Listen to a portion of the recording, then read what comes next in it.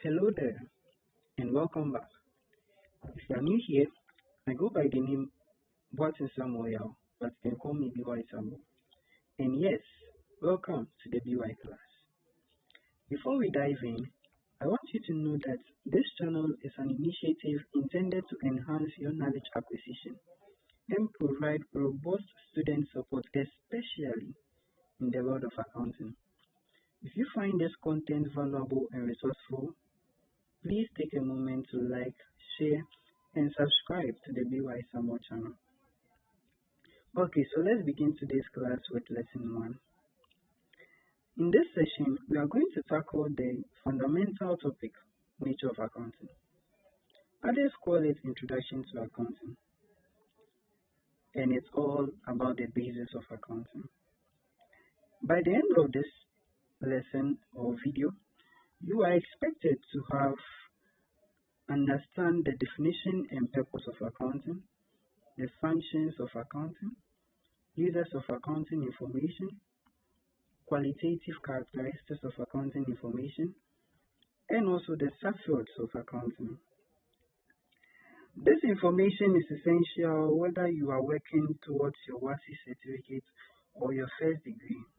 Have your notes ready, and let's get started on rewriting the stars. So to begin with, we are starting with the definition and purpose of accounting. And the very first question that would come, one may ask, what is accounting? Accounting may be defined as the collection, recording, evaluation, and communication of financial information in order to permit informed judgment and decision making. So here we are looking at collection. That's what are we collecting? We are collecting data. Which data? In the business field, we term it as transactions. And then when these transactions are collected, they are recorded. And after being recorded, they are evaluated and then also communicated. But then the key or the underlying word here is financial information. That means it's not every data or every transaction that we record. It is only those with financial nature that are recorded. And then why do we record and then evaluate and communicate them? They give us the opportunity to be able to perform or make informed judgments. That means we are making our judgment based on something and not just, let me say, hearsay or something.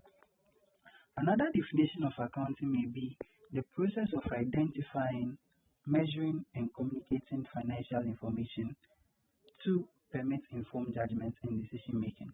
So you realize that in this definition too, there is financial information which is able to permit informed judgment.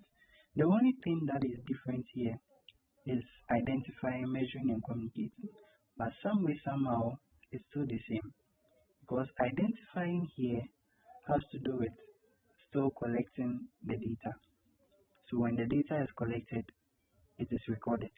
So you have been able to identify that this is a financial information, it's a financial data. And that, for that matter, it has been identified and so it must be recorded. And then with the measuring here, we are evaluating. We are evaluating what we've attained or what we've taken as a financial data. And then we communicate it. Now, I hope this is clear. Now, another question that would follow is, what is the purpose of accounting? What is the purpose of accounting? Or in other words, why do we even study accounting? What is the main goal of accounting? The main goal of accounting is to provide useful economic or financial information about entities to decision makers. So accounting basically provides useful financial information. The underlying word here is useful. Useful because it's not every financial information that is useful.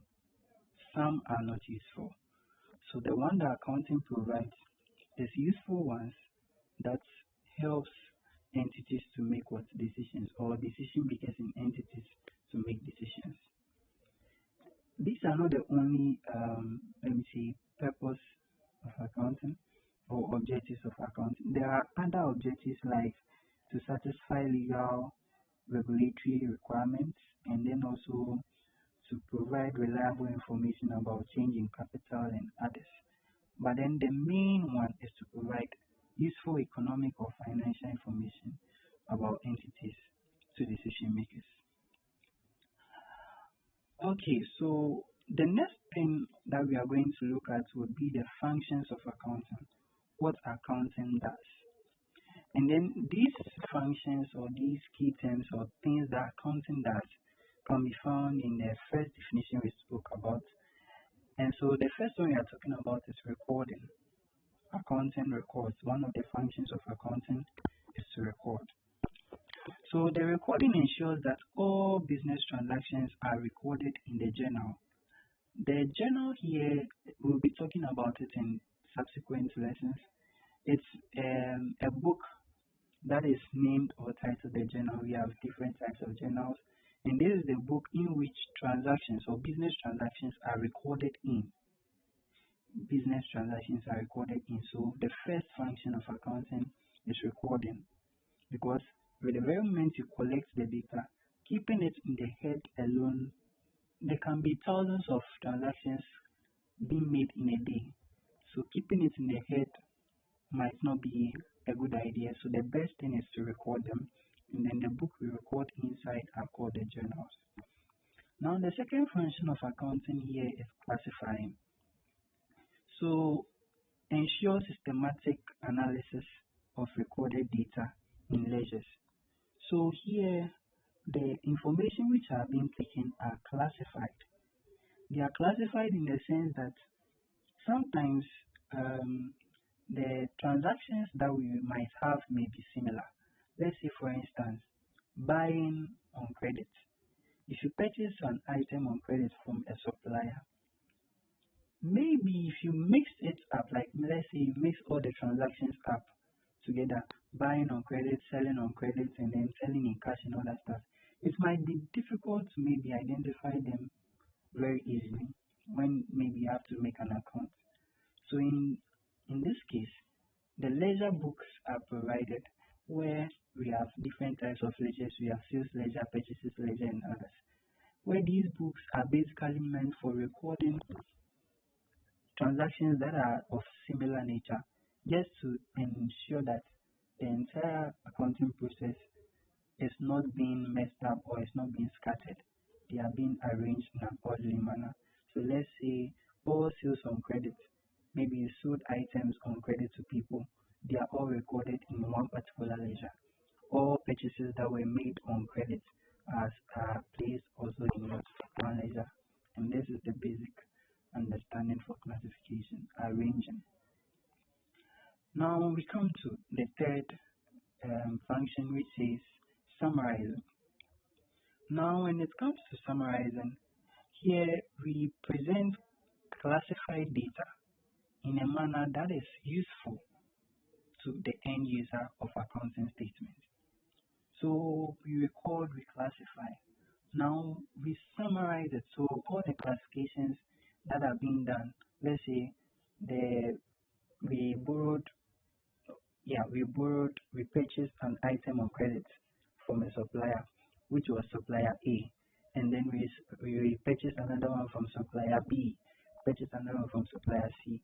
When all these similar transactions are being placed in one ledger, the summary would be that maybe let's say we are going to calculate the total amount of borrowed items from people or from the suppliers, all the suppliers, and then when the amount is added, we are able to tell that, oh, in summary, we borrowed this amount of stock or this amount of product from suppliers, and then we sold these amount of products to our customers and on credit. And yeah, so that's basically the meaning of summarizing. That is giving a breakdown of all the transactions that have been classified for the end user to be able to understand what is meant in the accounting books. Now, the fourth one is dealing with financial information, and that was the underlining word we spoke about in the meaning of accounting. So it doesn't just record any kind of transaction in the business field. Accounting, one of its functions is to deal with financial information. That means certain transactions might be done which are not financial in nature. And for that reason, those transactions are not recorded in the books of accounts. Those that are recorded in the books of accounts are the ones that are having financial, let me see, financial, they are financial in nature. Yeah. So it records transactions which are financial character, and that can be measured in monetary terms. So the transactions should also be measured in monetary terms. Let's say, for instance, a transaction like sale of stock. Sale of stock is not, it's kind of how it looks like, let me see, it looks like a transaction, or it is a transaction, yes, it is a transaction. But then it doesn't qualify to be a financial information because the monetary terms there is not indicated. It just says sale of stock. Sale of stock. So how much was sold? It wasn't indicated.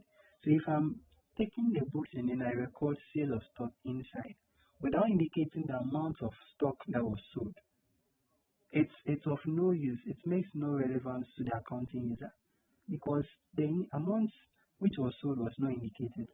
So how will I know the amount that was sold out and everything? So this is the main reason why one of the functions of accounting has to deal with financial information. It should be financial in character and also be measured in monetary terms. Now, the fifth one, which is the very last function of accounting, is analyzing and interpreting. So for meaningful judgment and decision making, and this is the final one. So what this does is that is let me say final function which helps in meaningful judgment and then decision making. That is where you analyze or you take into consideration the transactions that have been recorded, the classification, the summarizations, and everything, and then you interpret it to the layman's understanding. You interpret what you have in the books or what you have recorded in the books for the people to understand, the people you are accounting to, or the end users to understand what is being entailed in these books or what is being recorded. So that is where we analyze and we interpret. We analyze and we interpret. Now, when you do all these 5 steps, you would believe or you will agree with me that when all these 5 steps are done and they are not communicated, it's of no use because interpreting them without communicating them to anybody is just like if it didn't even exist, it's of better importance. It's even better in that regard. And because of this reason, a last or a final function was added, or an additional function was added, which is communication. So this is where distribution of financial reports such as balance sheets, income statements, and so on are being made. So here you are going to communicate it, what you've analyzed and what you've integrated. You are going to communicate it to the end users. And that makes the whole accounting process balanced. I hope you understand this process. Now let's move on to the users of accounting information. The users of accounting information. When you talk about the users of accounting information, it's basically the people that have the chance or the people that kind of have interest in accounting information. People that have interest in accounting information, they are basically called the users of accounting information. They are the ones that use accounting information. And due to this nature, we have internal users and we have external users. The internal users have to do with people that are found within the organization that have interest in accounting information. Internal users have to do with people within the organization that have interest in financial information. So here we can make mention of people like the management. Management can consist of the board of directors, managers, and all those people. Yes, so they need the accounting information to ensure operational running of the business. Because without the accounting information, they are not able to ensure operational running of the business. Because they are not able to tell whether the company is growing, whether it's making a loss, whether it's making a profit, how to do their checks and balances well, and then if they don't get the accounting information, they will not be able to ensure the operational running of the business. And then also to make strategic decisions like financing the entity. So without the accounting information, they will not be able to make decisions like that the company needs additional financing or does it, they will not be able to make those decisions without the accounting information. This is why they have very keen interest in accounting information. So management is one of the very first internal users of accounting because they are found within the organization. So they are the first. And then we come to employees. So the employees also need accounting information because of the stability and then the profitability of the entity.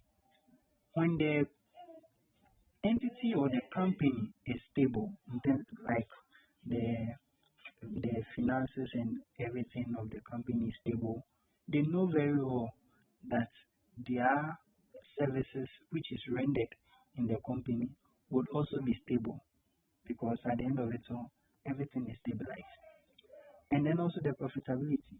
They are interested that the company makes profit because when the company makes profit, that is where they are able to be paid well and even meet, they are able to even get maybe something like interest on them. So they are also very interested because if the company is making losses, the company might be compelled to lay off some of the employees or even delay in terms of salary payment. Again, they need accounting information for the ability of the company to provide job security, working conditions, and pensions, etc. So they are very interested in accounting information. Trust me, they are very interested in accounting information. I can tell you one of the key people who are very interested in accounting information is employees because of the job security. If they lose their job right now, you know the things that they are going to miss and all that stuff.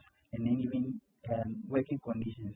They are always demanding for working conditions. So if they realize certain things are not going on well in their organization in terms of the accounting information, they are able to detect it and then try to also do their part in order not to be laid off or in order to meet their working conditions as they expect management to do for them. So basically, these are the two internal users we have.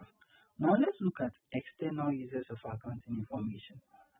External users of accounting information. Now when we come to the external users of accounting information, they are referring to people who are not directly within the organization, but then they are outside the organization, but then also have interest in the company's accounting information. They also have interest in the company. So they are people or groups that are outside the organization that have interest in the company or the entity. But with external users, we've grouped them into two groups, or in other words, we've categorized them again into two types. We have direct external users and we have indirect external users. So I would like to tackle indirect external users first. So the first one on here is public or government agencies.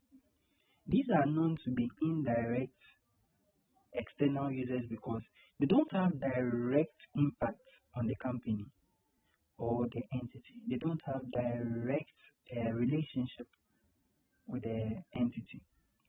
In as much as they have influence or they have interest in the company's profitability and everything, they still do not have direct impact on the entity. So the reason why they need accounting information is because they want to review the trends in economy. So like government, for instance, the government wants to see or be able to know the trend in the economy, which particular product or commodity is being demanded the most, which particular commodity is giving the country, let's say, a lot of revenue through taxes and other stuff. So that is why we term them as indirect external users.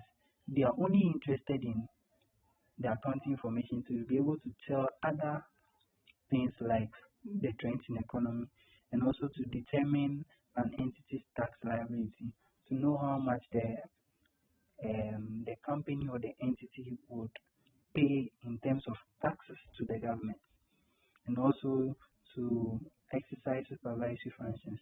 They do that also in order to check that the company or the entity meets certain standards that are generally spelled out in the law, and maybe let's say in times where a company is going bankrupt, they are able to detect it, especially when it's a financial institution. Just like if I'm to use an example, in the case of Ghana, somewhere in the past 4 years, um, the government have to intervene to, you know, take some banks out and other stuff. Those who were not meeting the standards according to the words of the government that was by then in power. Yes, so that is it for um, indirect external users. Now we go on to we continue with still external users, but this time around we are looking at the direct users. External, but then direct. So direct external users of accounting information. Now I know very well. Immediately you saw the owner or shareholders, you were a little bit surprised, asking why are we saying. Okay, so I know one may ask why am I adding owners as an external users? Now, owners are known to be external users because there is a law that states that separate legal entity. As in, separate legal entity means that the business is different or is separate from its owners. That means the owners are not known or identified as part of the business. The owners are kind of separate from the business. That is why a company can be sued, but the owner of the company is not the one sued. So owners are known to be external users, but direct external users. So owners or shareholders, they need accounting information to measure the performance of the business and then also to make investment decisions. That is one of the reasons why owners need accounting information.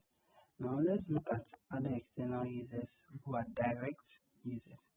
We have creditors or suppliers. So these creditors or suppliers also need the accounting information of the company in order to assess the company's ability to pay periodic interest and then the principal amount. So when the creditors or the suppliers have access to the company's accounting information, they'll be able to project and know whether the company can be able to pay for maybe an amount which was borrowed and then the interest that would be accumulated on that very amount. And then also it will enhance them or give them the knowledge on how to go about their lending decisions and also to detect or be able to tell whether the company is really in need of financing in that regard. And then also we have customers. So often concerned with product prices, quality, reliability, and then conditions of sales.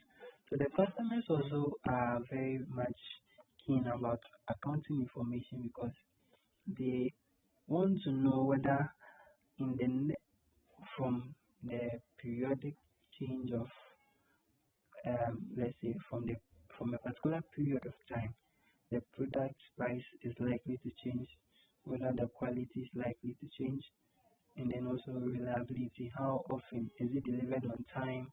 Is it being requested on time? When demand is being given out, are they able to give the demand that or meet the demand that is requested and other stuff? And then also conditions of sales, sale on credit, and all other conditions that are given. These are some of the reasons why external users like customers are interested in accounting information. Now we move on to qualitative characteristics of accounting information. And with regards to this, we would first have to look at bookkeeping, what bookkeeping is. Now when we talk of bookkeeping, bookkeeping is a process of making records of business transactions. Bookkeeping is the process of making records of business transactions. So when the transactions are collected or when the transactions are done, they are recorded, and then the process of recording it is what we term as bookkeeping. Now before we record any kind of transaction, we first have to look at the transaction in detail to know whether it is truly one which should be recorded in the books of accounts. Whether it should be recorded in the books of accounts. That is why we have the characteristics. So certain features that we would see on that particular transaction to be able to tell that this transaction is economic, and then it's economic in terms of nature, or it's financial in nature and has a monetary terms. These are what we term as the characteristics. We are going to look at the various informations or the various characteristics that make us qualify a transaction as a business transaction or an accounting information. So we go by this process using the CAR2 TV. It's something like an abbreviated word. That is the CAR2 TV. So the CAR2 is 2 of C, 2 of U, 2 of R. So CAR. So 2 of C comes twice, U comes twice, R comes twice, and then TV. So making a total of let me say 8. So C is 2, U is 2, making 4, R is 2, making 6, and then T and V 2, making 8. So I'm going to look at 8 characteristics, beginning with the first C, which is completeness. So completeness, it should show all aspects of the business transaction. With completeness, it should show all aspects of the business transaction. So like the example I give, sale of stock. Sale of stock is incomplete because, yes, it looks financial in nature, sale of stock, but then there is no monetary terms to qualify how much of the stock that was sold. So in this case, the transaction is incomplete. So for a qualitative accounting information, it should be complete. That means all aspects of the transaction should be shown. The second C is comparability. Comparability. When I talk of comparability, it should be comparable to other entities of the same nature from one period to another. So entities that happen to be in the same industry or have the same nature should be able to compare their books of accounts. Even if they are not having the same accounts, they should be similar in nature. And then also the comparability can also have to do with, let's say we have 2 accounting years. So in year 1, let's say in 2024, the way you structured your accounting information, it should be similar to how you structure it in the next year, which is 2025. If you are not able to compare the accounting or the books of accounts in 2024 to that of 2025 to get that similarities, then that means you are not meeting the standards of a qualitative accounting information. Then the first U we are going to talk about is understandable. The accounting information should be clear and easy to be understood by the users of accounting information. So your information that you record or the information you project or communicate to the people, it should be very clear and easy to understand. It shouldn't be that complex. It shouldn't be that how do you call it, hardcore that style. So like it should be very clear and then easy for the users of accounting information to understand. Then we come to the second U, which is unbiased. Your accounting information or the accounting information should be unbiased. It should be objective and not made deliberately to serve the interest of a particular group. This has to do with objectivity.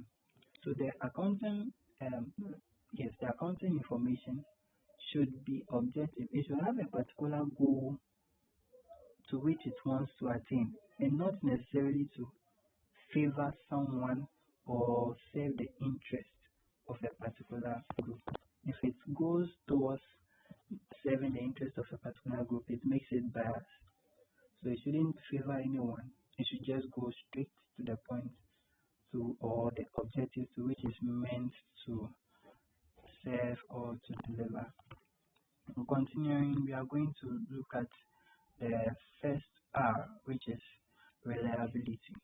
It should be free from errors and can be dependent upon by the users in their decisions. So the accounting information must be free from errors. There should be no errors inside. When it happens to contain errors, there is that feeling of doubt whether it's authentic or not. So it should be free from errors and then dependable by the users of accounting information so that it would foster an informed decision making. Now the second R has to do with relevance. With relevance, it should be useful and meet the needs of the users. The accounting information should be useful and meet the needs of users. So if you get the accounting information or you have an accounting information that does not meet the needs of the users, it's of no importance. So without its usage, it's of no importance. So it should be one that is useful. So that is it for relevance. So taking an example like sale of stock. Sale of stock is of no relevance to the user because you just will sale of stock without indicating the amount of stock that was sold. And so this makes it not relevant to the accounting user. Now we go to the first T or the T, which says timeliness. It should be prepared and presented on time to the user. So this means the accounting information should be drafted on time. So if the accounting year is supposed to end somewhere in the 31st of December, latest by a week or two after this, the financial report should be drafted and then presented, just in order to make the necessary corrections when needed before the next accounting year starts or begins. Then we come to verifiability. Verifiability is it should reflect the actual information on grounds and capable of being cross-checked. So whatever you have in the books of accounts should actually reflect what is happening in the real world.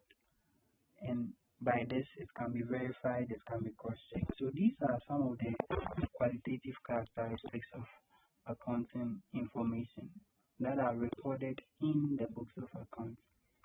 Now, finally, we are going to talk about the subfields of accounting. And with the subfields of accounting, we have financial accounting. And this is basically concerned with the preparation of financial statements of the business for decision makers or users.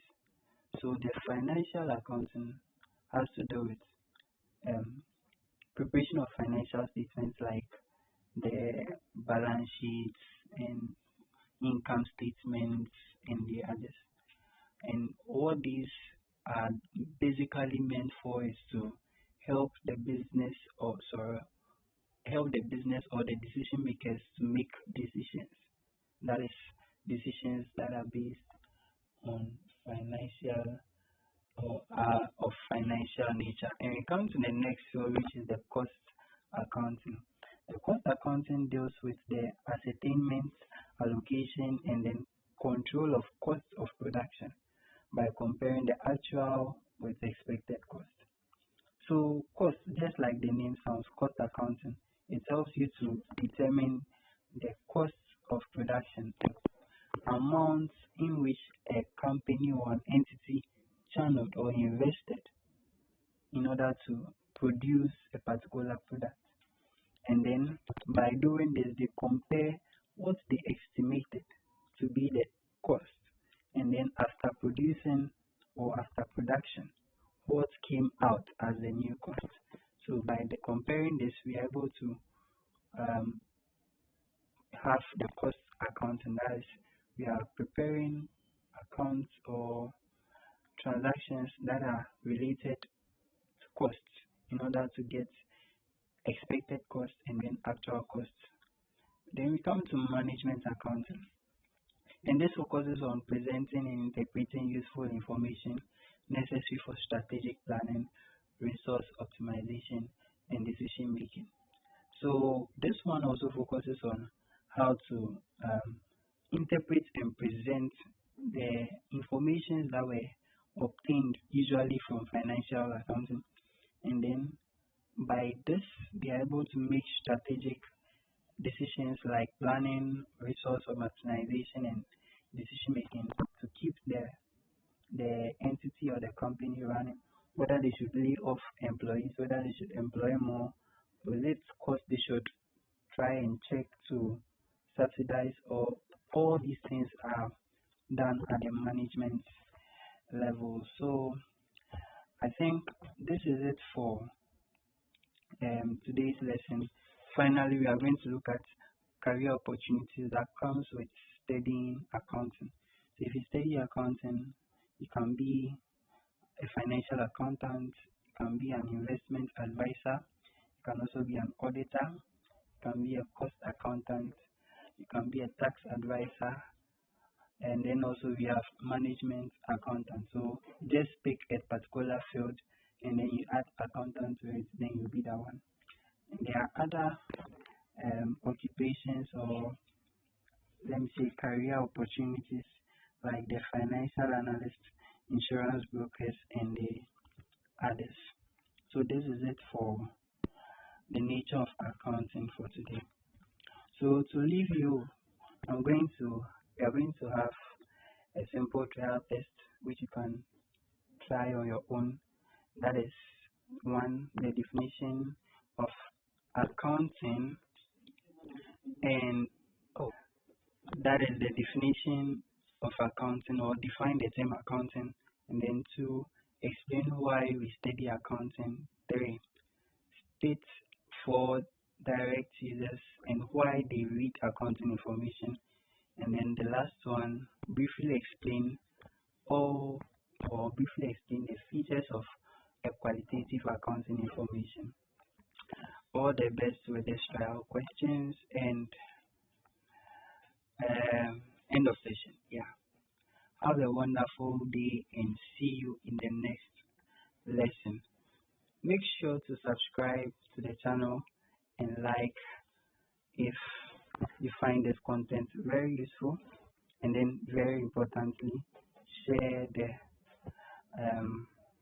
it for a colleague or a friend or anyone in the field of accounting to also get this help.